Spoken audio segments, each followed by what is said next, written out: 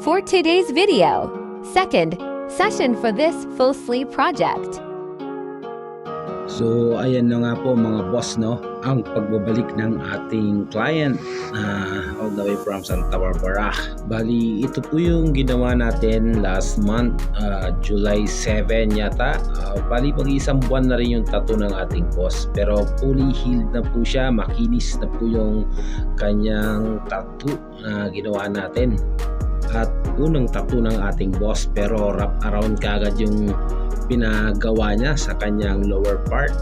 At sabi nga nila hindi mo masasabi na last na yan, kasi napatunayan ng ating boss na parang nabitinan nga siya, kaya nga napagdesisyonan na niya na ipagawa ng full sleeve.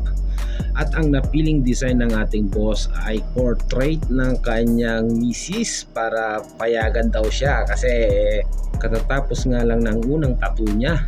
Bali mag-iisang buwan pa nga lang.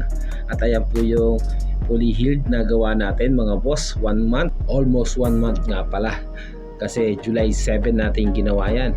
At ayan po yung design na ating idudugtong sa kanyang sleeve. Bali pinrihan na lang natin yung mga background para siguradong mag-fit sa kanyang braso.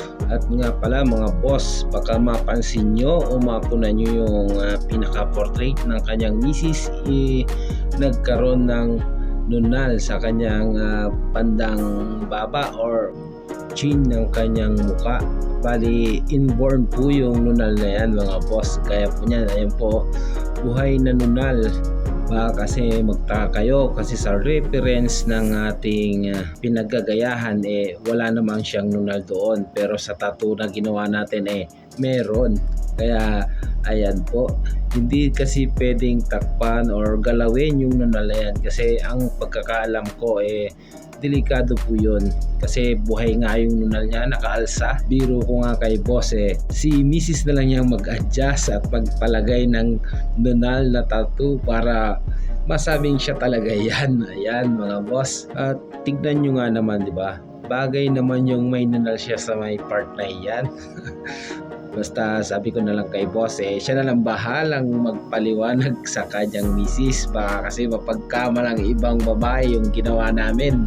Naku, yari pag nagkataon sayang ang tattoo ng ating boss.